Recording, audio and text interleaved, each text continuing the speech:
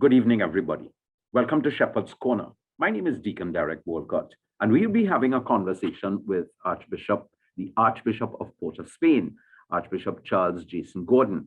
Now, over the last 6 or 7 weeks, we've been journeying with believe or not to believe. The question of our own faith. Do we believe? And he shared his own journey with us. And so we've reached almost the climax. God always was, is, and will be. Good evening, Archbishop Charles Jason Gordon. Good evening, Deacon Derek. How are you doing this on this good day? Well, I'm doing very well. We've just started the new year, so I'm looking forward to 2022 and the synod. And I hope that this series that you've journeyed with us, that you've had conversations with us on whether to believe or not believe, in terms of our own faith, has really touched people outside there who've had their challenges in believing. Well, that's the prayer, and that's the reason why I'm doing it, because I've met so many young people and middle-aged people who said, I don't know if I could believe. So that's why I'm answering a simple question. What do I believe?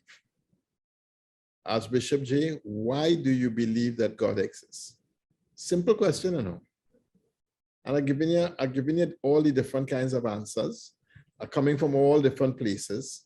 Today we're coming from a different place again. It's a more theological space.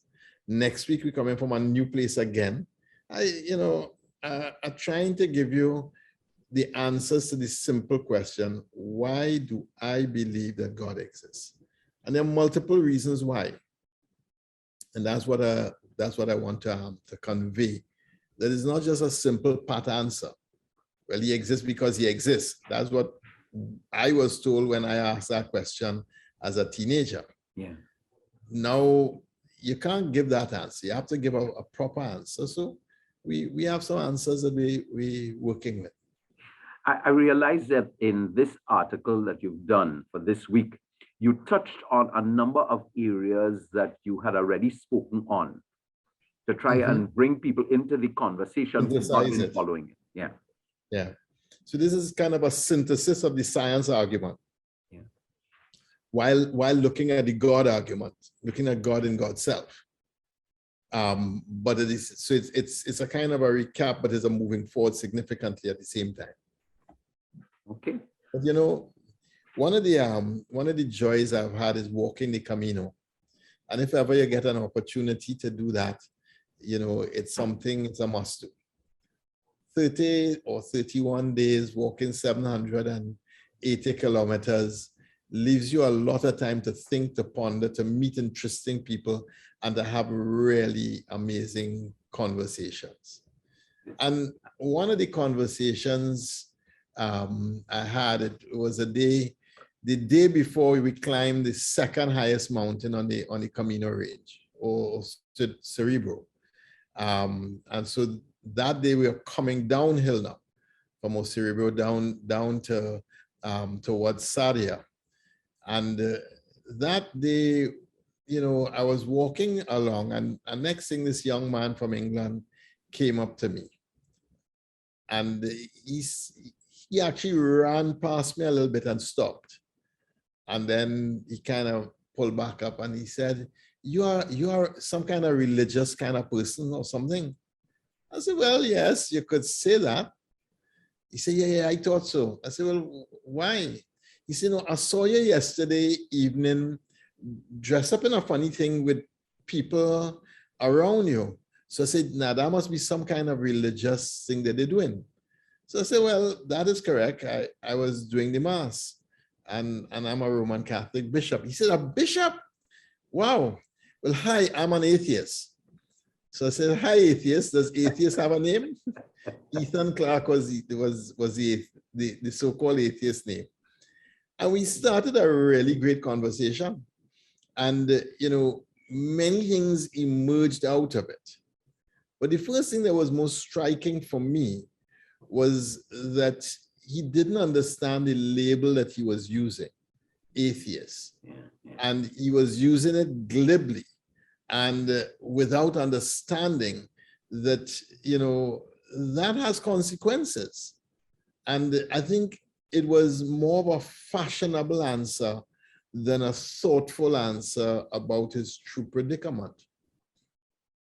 For a first-year university student, to be an atheist is a badge of honor. Because if you finish first-year university and you still believe in something at all, something wrong with you.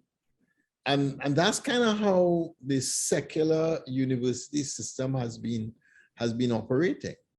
And so, atheism is a kind of a rite of passage. You have to throw off your faith and the faith of your parents if you're going to grow up and be a mature human being. Wow. It's a real kind of a rite of passage. It's this kind of thing that you just had to do it if you're going to be cool. You had to do it if you're going to be in the in crowd. So, that's kind of where the atheism thing is. But this is the ultimate rebellion, because it's a rebellion against society, a rebellion against God, a rebellion against the church, a rebellion against your parents, a rebellion against establishment. This is the ultimate rebellion. But while you're saying that, Archbishop G, I would really like to know, in terms of statistics, how many young people coming out of some sort of faith formation after their first year of university identify themselves as atheists. That would be an interesting study. It would be interesting to know how many went there with some kind of faith and came back out without faith. I many times I've told parents, I say, you're gonna spend big money to liquidate the faith of your children. You say liquidate, eh? Yeah, but if it was an asset, what you'd have done with it? Liquidate it. Isn't that a good term? Is liquidation. Wow. But what does it really mean when people say that they're atheists? And I don't think that people really think it through deeply. Now, for me, there's three different parts that I have found in the conversation about what a person really is in terms of their faith development and how they understand their faith. The first is that the construct of God is more of a caricature. So when they talk about not believing in God, I say, okay, tell me the God you don't believe in. Well, that's more of a caricature than anything that resembles the God of Jesus Christ. Mm-hmm. The guy with the long beard, the pointy hat, the stick in his hand, ready to hit you 2 lash if you step out the line. You know that guy, that fella? That is one of the images of God. They say, but I don't believe in that. I say, well, neither me. How do you mean you don't believe in God? I say, no, I didn't say I didn't believe in God. I don't believe in that. Yeah. There's a difference. Yeah. The other versions of it are all to do with power and abuse of power and things like that. And it just doesn't strike me of who God is. So, for the most part, it's a lot about the God construct. And we need to give people better language to be able to speak through some of these things. What's the difference between God and your God construct? Well, God is who God is in himself. The God construct is the filters that society has given me through which I see this existence we call God. Yeah, but you're talking about language there. And to be able to have a good language, you have to be able to read. So right. It's a struggle right there, because we have generations that are not into the reading so much. They're more into the visuals, And that may be so, but still our people have been able to follow the argument. For the most part, our people have managed to have fairly decent conversations about a wide range of things, which I think is a good thing in itself. So I would say most often I get the God construct, most often.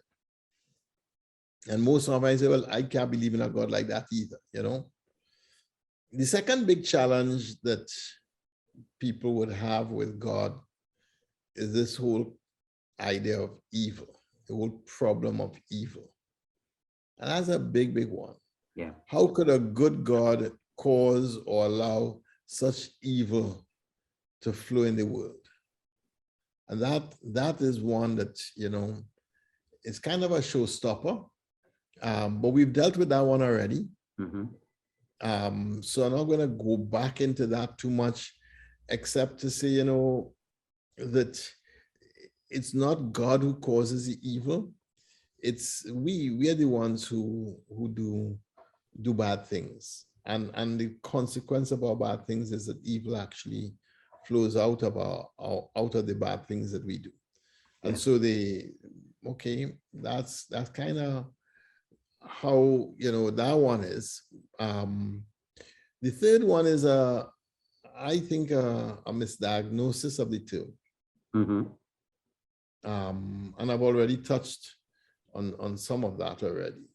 But why is it a misdiagnosis? Well, is it really atheism that they're saying that they are?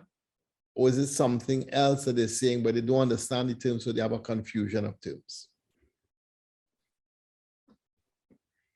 So where you're leading us now, I see that you spoke about humanism and atheism in your article, and you're looking at, you know, the two, atheism and versus humanism.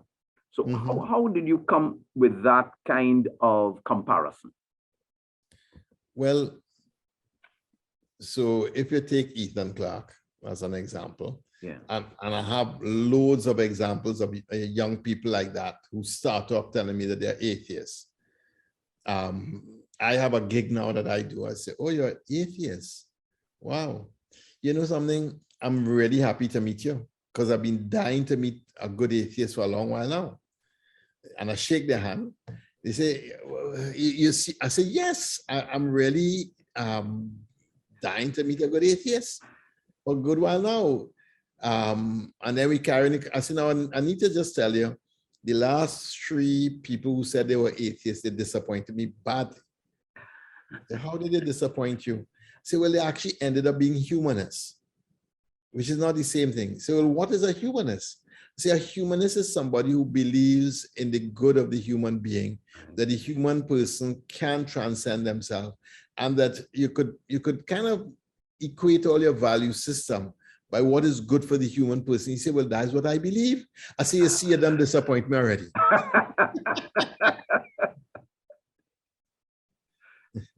So that was my conversation with the young man. I say, you see, exactly what I'm talking about, you have already disappointed me. I've been looking for a real atheist for a long while now.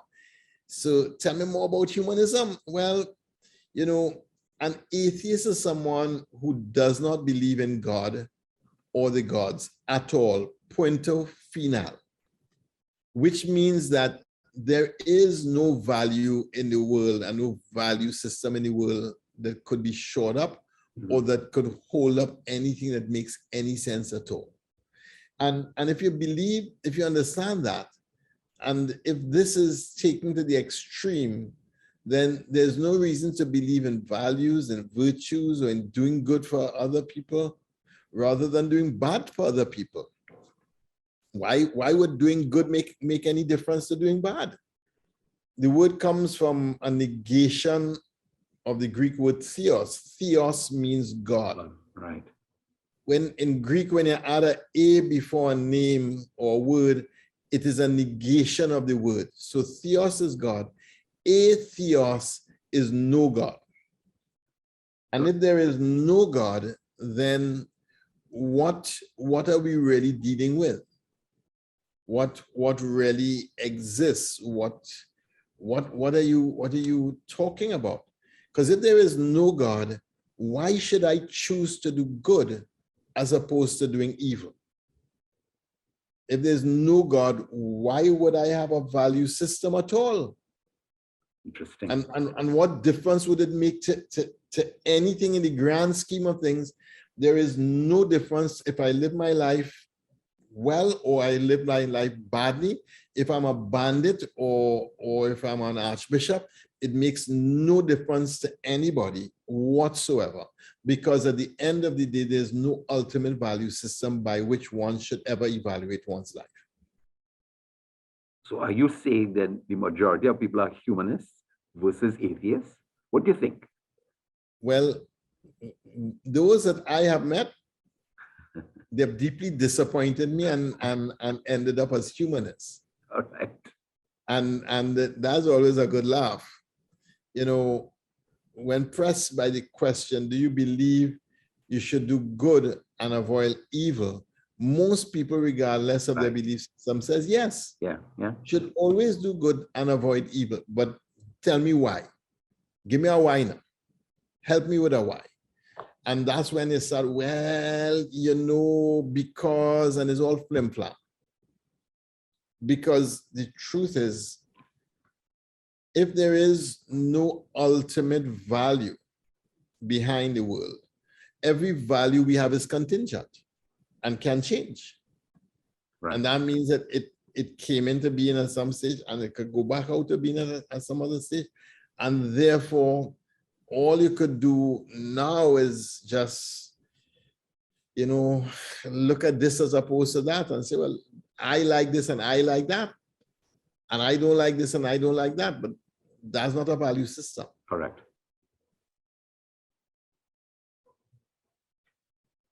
So So you have an atheist and you said A before the theos means no God. Correct. Right? And most people, you know, coming out of university will say, well, I am an atheist. They actually label themselves as atheists. Yeah. They don't, you know, they never say I'm a humanist. They say I'm an atheist. Badge of honor. You know, and it's you know, on your Sunday homily, you also spoke about badges and these labels we like to put to ourselves. Yeah. You know, and this seems to be, you mentioned it before, like a rite of passage. Well, I'm an atheist. Yeah. But you know, if we all emerge as evolution from matter colliding with matter, then values have no real foundation in the world. And worse than that, ask if humans should be treated fairly. Usually the answer is of course. But then the question is why? Why do we believe that humans deserve some special place of privilege in how we treat them? Why? And that then becomes the drama of the conversation. Why? So that's the drama. And therefore, with this conversation that you had with this young man on the Camino, how did it progress? Well, that was a wonderful conversation because he was first year university studying environmental science. So once we got past the atheist piece, and I said, okay, so you're disappointing me already, a humanist. All right, I could live with my disappointment. With banter. And he said, well, why you believe? So I started to give him the science, which we've already done. Right. And the both Big Bang and the first forms of life. And then we walked through different things like what we're doing here now, but in a much more condensed version. And then at the end, I said to him, you know, but Ethan, if you are an environmental science person, have you read Laudato Si as yet? He said, well, what is Laudato Si? I said, well, that's Pope Francis's letter on the environment. He said, I like Pope Francis. I read some things that he's done. I said, well, he has this letter on the environment that really gives the science, the morality, the spirituality, and the whole human dimension to the implications of the climate challenge and crisis. He said, where can I get that? I said, well, just Google Laudato Si or care for the environment. Just Google it, Pope Francis, and you'll find it. He said, wow, okay. we had reached now to the place, we had just gone into a village. So he said, look, I have to stay here and wait on my sister, because sometimes if you get into the village, it's hard to connect up, and then we don't know who's left, who's not left. So he said he was waiting there. I said, okay, we'll catch up again sometime. Next time I saw my boy, we were in, I was in Santiago. I was there for 2 days already. And him and his sister come walking in, tired and all the rest of it, as you are when you arrive. So I saw them, and when our eyes met, we met like long lost friends. Came up and, how are you doing and how long you reached here? And we talked. And I said, and we talked about, his journey there. I asked his sister how she was doing. And we laughed about things. And he said, where you get your Compostela? That's the certificate you get when you finished the Camino. I said, let me take you and show you. So I walked him down and I said, okay, it's down here. You go into this building and this is what you do and so on. I said, now, when you finish with this, because this is now 11:30, as soon as you get your Compostela, go to the back of that building, go in the back of the building and put down your knapsack. You just pay a €2 or something like that, but leave your knapsack there, because Mass is at 12 o'clock. And that's the high point of Santiago when you come at this time. He said, yes, and I want to come to the Mass. I would like to be at the Mass. So I said, okay, so just put down your knapsack there, and Mass is at 12 o'clock. So he then said, I was leaving them to go and get, and they had actually walked away, and he turned around and ran back to me. He said, oh, Bishop, thank you. I said, nothing, it's okay. He said, no, I'm talking about Pope Francis Laudato Si. Really? I said, tell me about it. He said, well, I found it, and every night I read a chapter. And I finished reading it last night, because sometimes when we break in the day, I'd read a portion of it. And I found that thing was breathtaking. I really enjoyed reading that. Thank you so much for telling me about it. Wonderful. Wonderful. What I will tell you, I don't know where he is today. I don't know what he's doing. Yeah. But, certainly some consciousness has happened. Right. And he's he connected with Pope Francis and his field of study. Right. And went to Mass. He actually went to Mass? Yes, he went to Mass. Fantastic. So your atheist gave the Mass, read Laudato Si, all on the journey of the Camino. All on the journey of the Camino, and understood why faith makes sense. Right. And that he really wasn't an atheist, he was really a humanist. Mm-hmm. And that humanism and Catholicism are very tightly connected, which we will see in a little while. Nice conversation. It was a lovely conversation. You see, if there's no creator, then all the rules are totally arbitrary and open for any interpretation that you want to give them. Yet we humans, regardless of religion, have a value system based on what is good for the human and for human flourishing. And this is actually humanism, because from the time we're knee-high, a child will tell you this is fair or this is not fair. Yeah. If you're a Barbadian child, you say, you have unfaired me. They have a whole lexicon there now. You have unfaired me. Because we have a sense for human beings what is fair and what is not fair, what is just, what is unjust. And because we have that sense for human beings, what is just and unjust, or fair and unfair, we have a sense of what is good for the human and what is not good for the human. But we also have a sense of what would lead us to human flourishing and what will not lead us to human flourishing. And this value system is really atheism. Sorry, it's really humanism. Humanism believes that the human value is the supreme good. So we have a moral argument for doing good and avoiding evil. Right, right. Because if I do something and that will be bad for somebody else, then I should avoid it. As the whole thing of where does my freedom end and your rights begin? Yeah. Well, when I'm stretching out my hand, my freedom ends when it meets your face. Your rights begin when my hand and your face collide. What kind of conversation you're carrying us on? What kind of conversation? Well, but it's a sense of fairness. And people always understand from a human perspective that nobody has absolute freedom. Because your absolute freedom ends when it collides with my good. No, that's our next conversation with taking the vaccine. I'm just letting you know that's our next conversation. Eh? All right.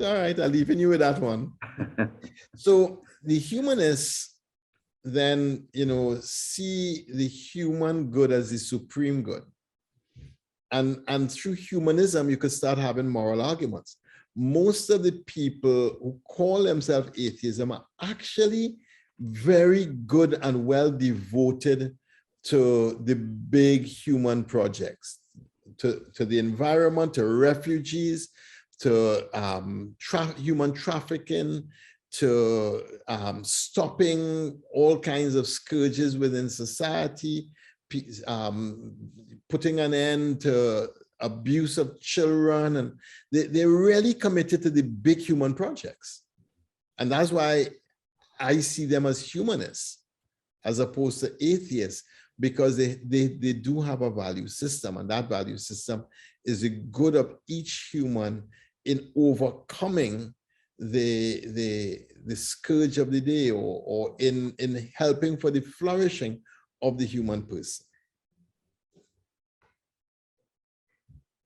Looking at your conversation, there is also in this conception the belief that the human can transcend itself and become a better version of itself. Now, is that possible without God?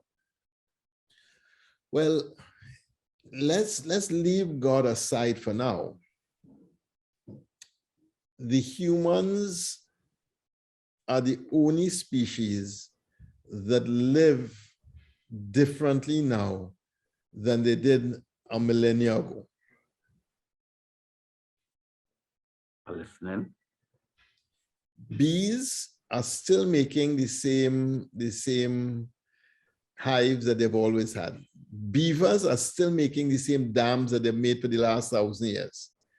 Cockroaches, rats, dogs, cats, horses are still, open to all the fluctuations of the environment. Only humans have created new habitats that have adopted and adapted to the environment to create human flourishing because of that adaptation and overcoming of the environment. Only human beings. And that should say something already to us. So let's start with the fact that that is a fact. So at least we understand that human beings can transcend ourselves. The way that we did things 5 years ago is not how we're doing it now. 5 years ago, we wouldn't be able to do the show the way that we're doing the show now. Right. Because we wouldn't have the Zoom technology, we wouldn't be able to do all of this fancy stuff that we're doing. So we have been able to consistently become better at whatever it is we're doing. And that's the self-transcendence. But not only in terms of the tools that we use, but also in ourselves as a better human being. I hope that at the end of 2021, I ended up a much better human being than the human being I started in January 2021 or in December 2020. I hope that I am growing, and I could see from when I look back at my years, I could see great growth and development in areas of my life, and in other areas, no, not enough or none.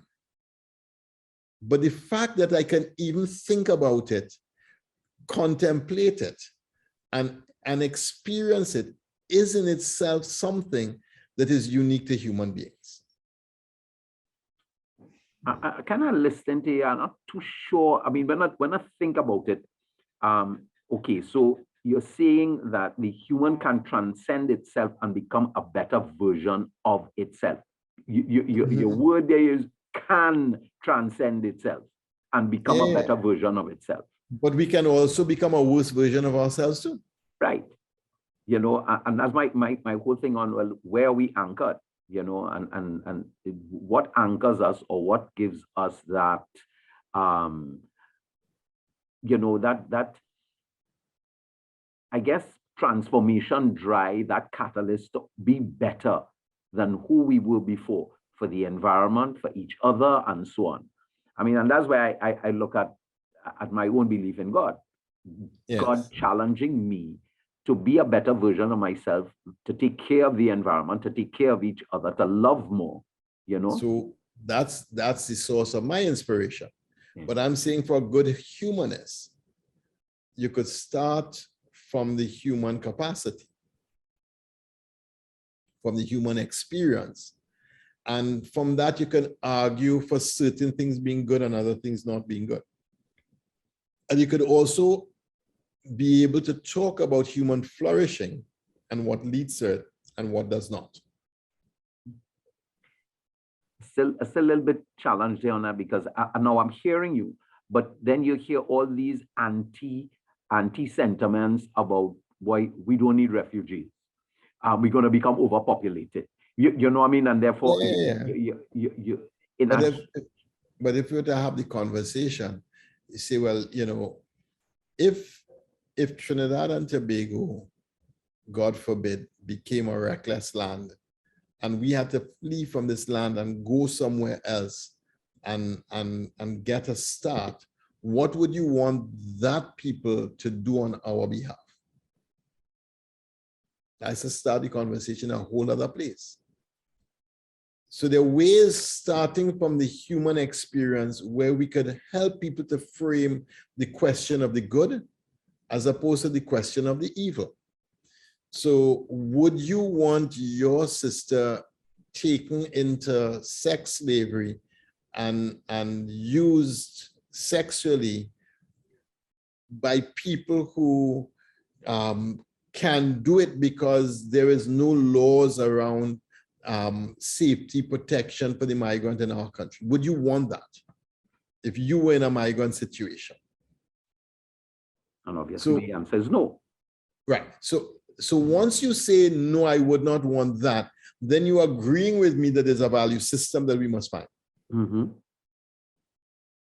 And once you agree with me that there's a value system we must find, then it means that you're agreeing that we should be doing good and we should be avoiding evil. Correct. And once you're agreeing with that, now let's talk about other areas in our life where we could talk about doing good and avoiding evil.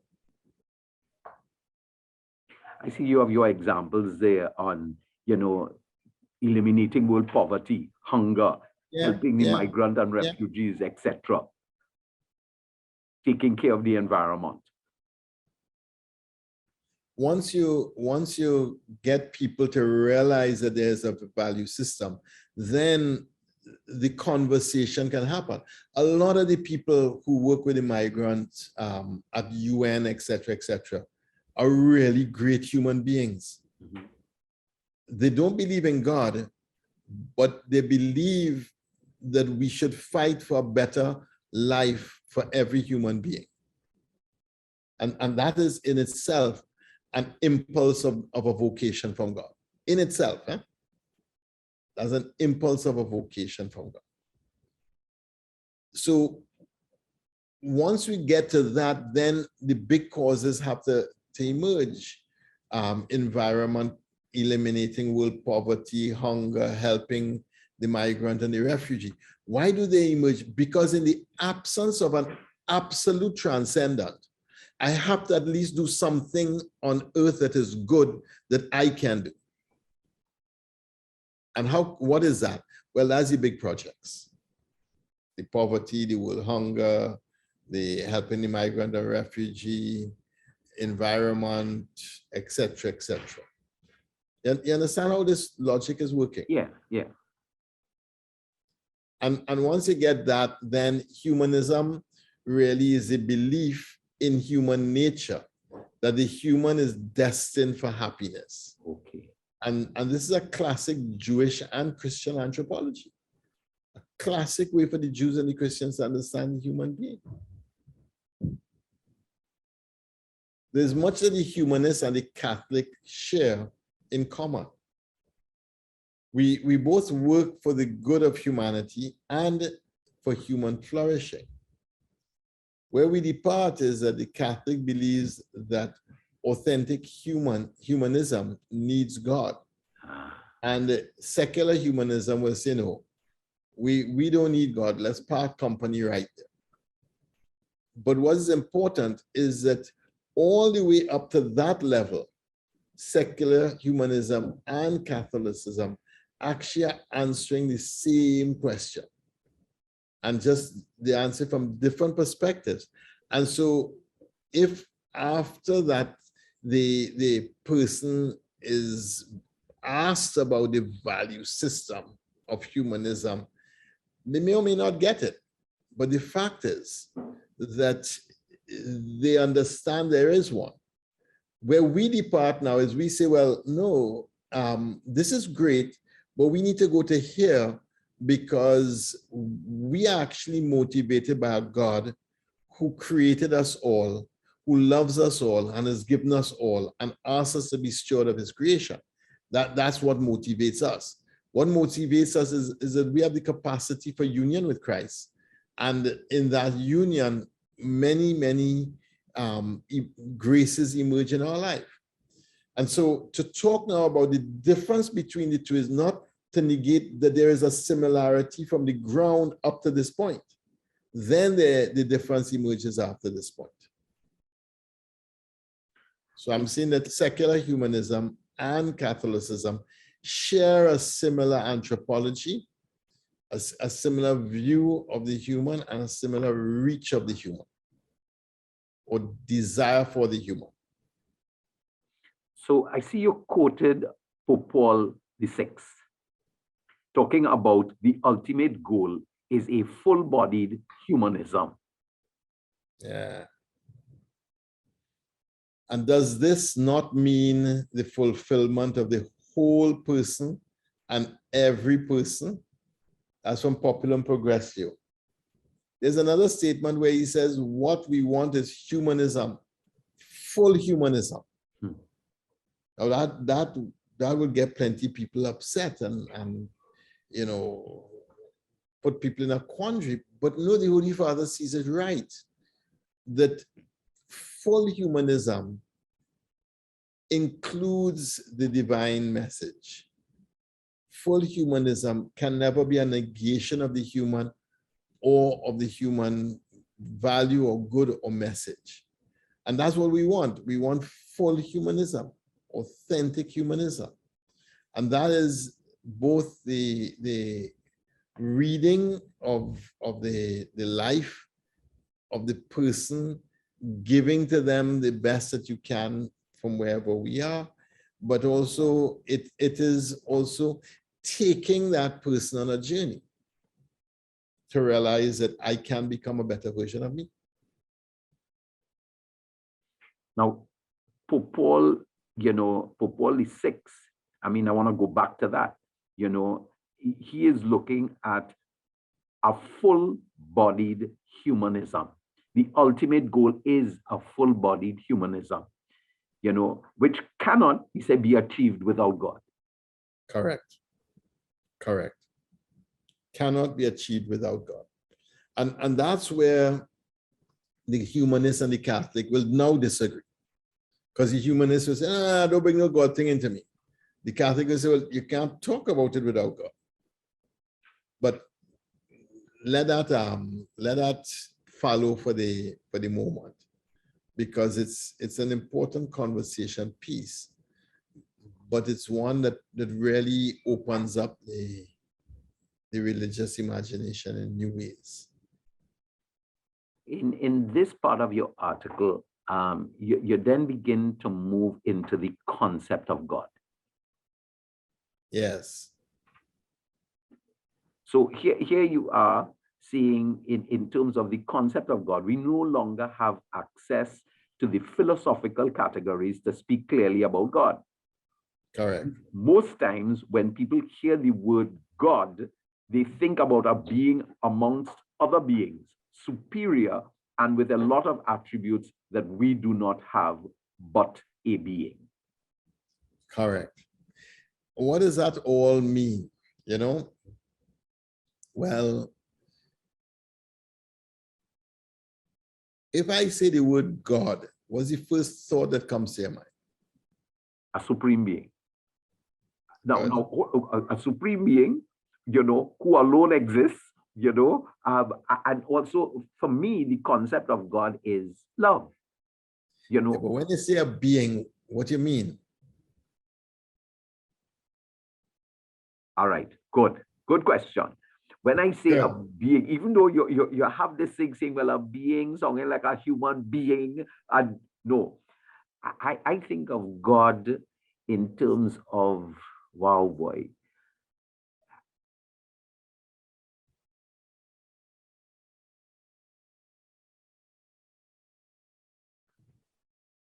Love, creator. Yeah, right, good, all good. But when you say being, what are we talking about? Something that exists. Right. And you have an image of this? Yeah, I have an image of it. What do the image look like? The only one image that I have, the icon of the Father, Jesus. Right. So that is the way that God became human and dwelt amongst us. Yeah. But to think of the Father and the Spirit and to have an image of Father and Spirit is very difficult and dangerous. You use the word dangerous there. Yeah. Because once you start thinking of the Father as a being, we tend to go with a being among other beings, because we kind of reduce God in our heads to something that our finite mind could actually grasp at. But God is the infinite,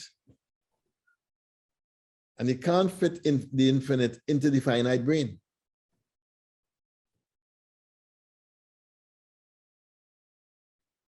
No, you have me catching a little bit here, but because yes. Well, okay. No, so I can't put God in a box. Let's put it this way: I can't put God in a box.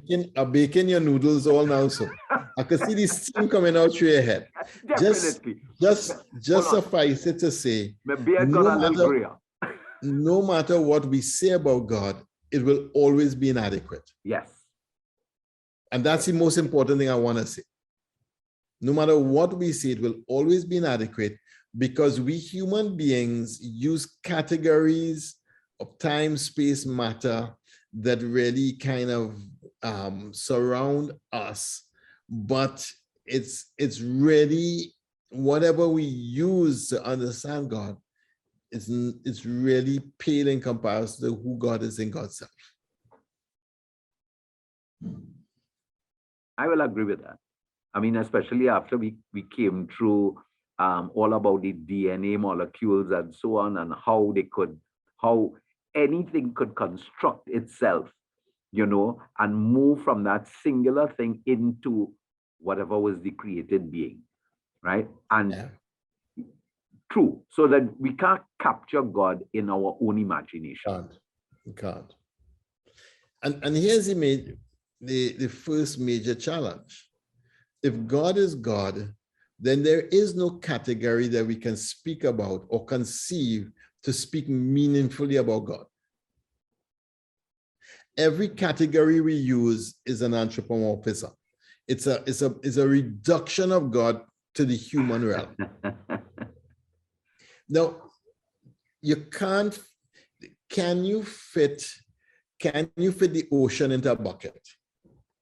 No, you can't. Then you can't fit the infinite into the finite. And that's why we have people struggling with the belief. You have your humanists struggling, you have atheists struggling. Correct. Because for them, they cannot construct or construct a being that they cannot explain. Correct. So we have to shift fundamentally if we are to speak meaningfully about God. We are contingent. And that means we came into being because of a cause. Our mother and our father, most immediately our grandparents, and we could go all the way back and we could trace it right back to the first human being, but they are all contingent. They're all dependent upon other things that have brought them into being. But where we have to go is right back to the first appearance of the simple living organism, and that is still contingent. It does not have its existence because of itself. We could go back to the Big Bang, to the first moment where the first emergence of time, space, and matter began. That too has a cause. Something brought it into being. And this is as far back as our human reasoning can take us, to the extreme of the realm of the contingent, that everything is contingent. And if it is anything at all, then you understand that it really doesn't get this. But how do we now speak about God as the being that has no contingency, the one who always existed, the one who has no cause, the one who has never been brought into being because God always was? You know, the old foolish question is, well, if God brought all of us into being, who brought God into being? Does God have a mother? No, because by definition, God is not contingent. God always was, always is, and always will be. And that's what's important, that we have to shift the frame of our thinking when we're thinking about God. Otherwise, what we'll do is dumb God down into categories we could understand and then say, but I can't believe in a God like that. That's just plain dirty. But I think that is and man is created in the image and likeness of God, constantly searches for God, constantly searches for understanding this creator. Why was I created? Okay, we know from the Penny Catechism, to know him, to love him, to serve him, and to be happy with him in this world and forever in the next. But how do we wrap our heads around that? Well, you see, that's why I have to say this statement. In God, there's no space, there's no time, there's no matter. And even if you say, well, then God might be just energy, but even to think about God as energy is still a thing. Right. It's still a thing. There is no easy category that helps us in this, on this side of living. But if we accept that God is the one who brought everything into being, and not a thing had its being outside of God, then at least we've come closer to understanding that when we speak about God, we are speaking about the infinite, and our finite minds can't grasp the infinite. For me, that should be a starting point. You know, listen, my mind cannot fathom the infinite. So where do we go from here? Well, that's where I go to the epiphany. You see, the wise men, they read from the book of creation. They follow the star. They read from the book of creation. And the book of creation brought them to Jerusalem where they arrived. So you got into the right church, but you're not sitting in the right pew as yet. They then they needed those who had read from the book of Revelation to find the right experience in the church. Because those who read from the book of Revelation would have had the prophecy, and that prophecy would have directed them to Bethlehem, where they would have found the child. So it was the religious leaders who read from the book of Revelation that were able to better direct the Magi than those who are reading only from the book of creation. They would have been frustrated about that. Yeah. So are we saying here science and theology come together to lead us to that place in Bethlehem? Well, you had to read from both the book of creation and the book of Revelation. Right. When God was first revealed to Moses, it was revelation. When we look and see how the Magi arrived, that was the book of creation and the book of Revelation. And I'm saying that that's metaphorical for the faith journey.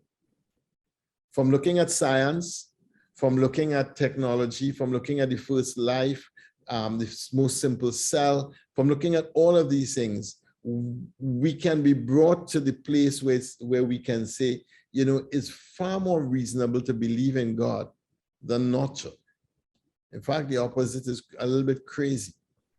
We could come to that point, but that doesn't get us through the door of faith, which really requires the book of Revelation, the Bible, to say, you know, but this is how we understand God, and really wrestle with the text until something emerges for us to understand it.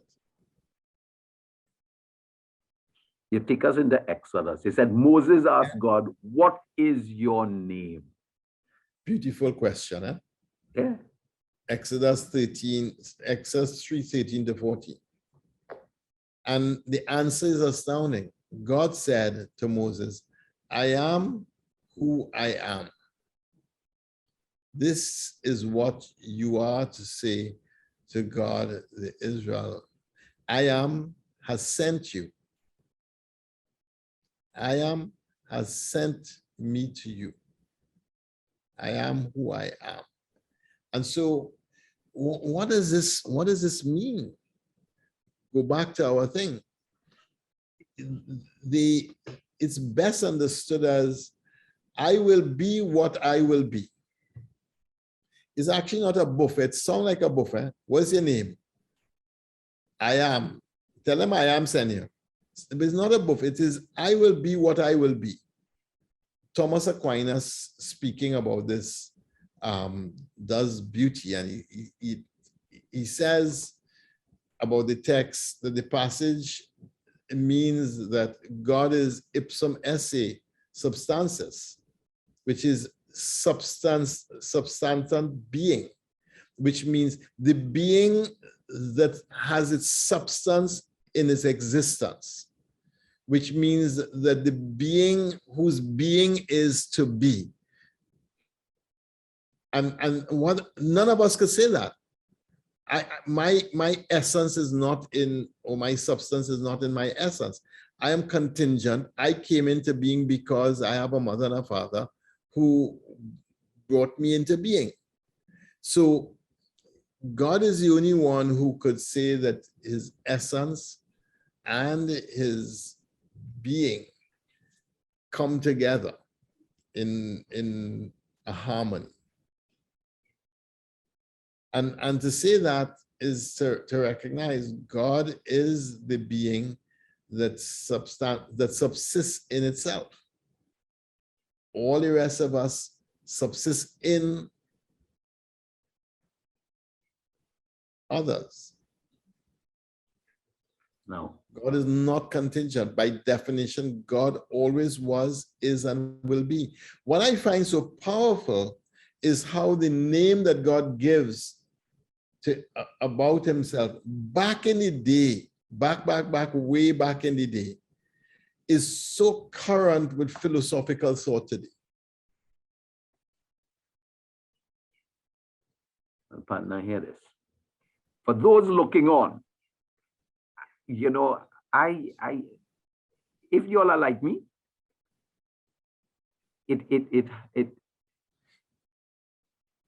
don't try to box God. And don't try to box. It really is a faith experience. And that to me is what I am saying here after this journey. It has been it's a faith experience, because your humanist standing up outside there, if he does not have that theological perspective, he'll struggle. He'll struggle. And the person with the theological perspective is going to struggle too.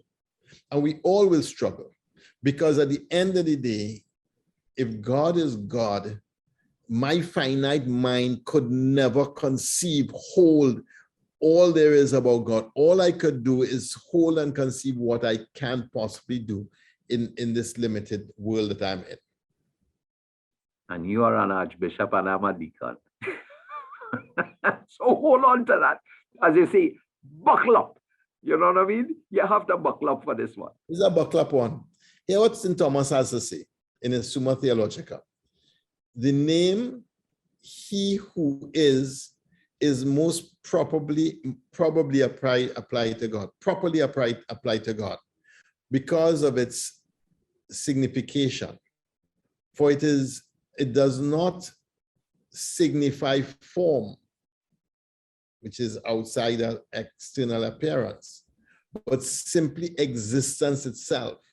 Hence, since the existence of God is his essence itself, which can be said of no other, it is clear that among other names, this one specifically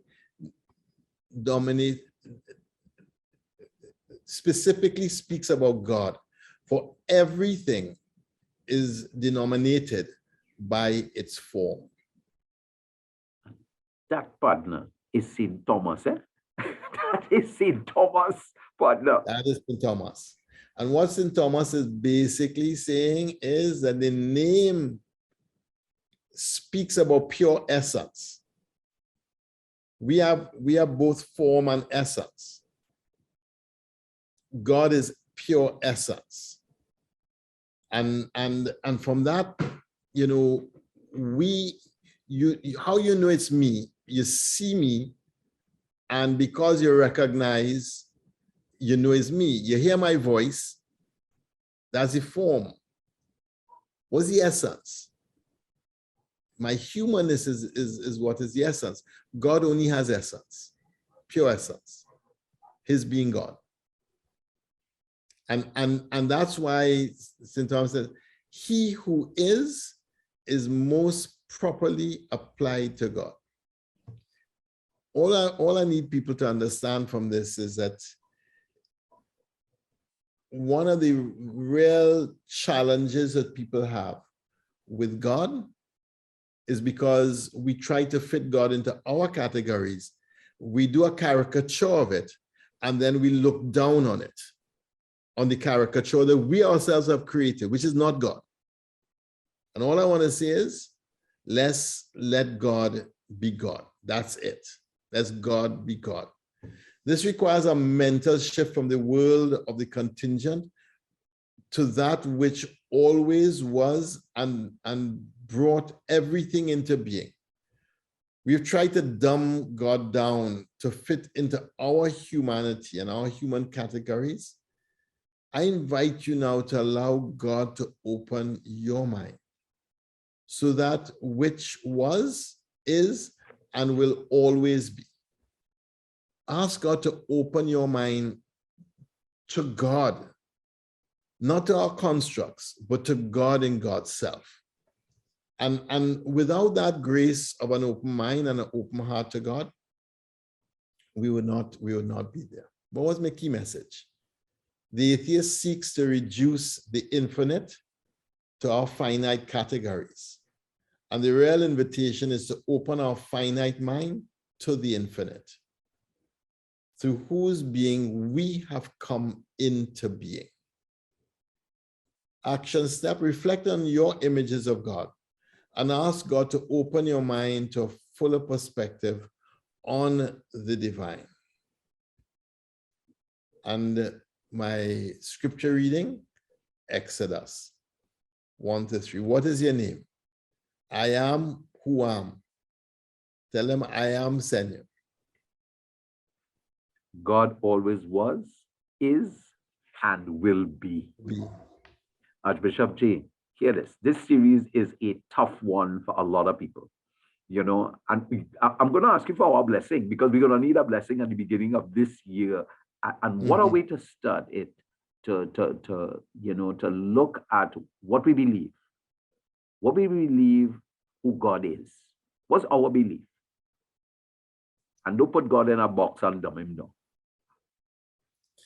Father, we thank you for your tremendous love, your patience with us, oh God, that even when we don't quite understand you and don't get you, and we try to conceive you in our best ways possible, that you still reveal yourself to us over and over and challenge us to broaden our perspective and open our hearts and recognize what it is that it means that God is love, that your love for us is what sets us in motion and what allows us to respond to all the circumstances of our living.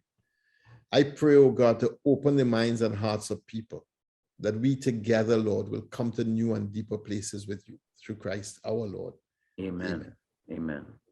Thank you, Archbishop J. We continue the conversation, everybody. May God bless you and have a happy new year. God bless.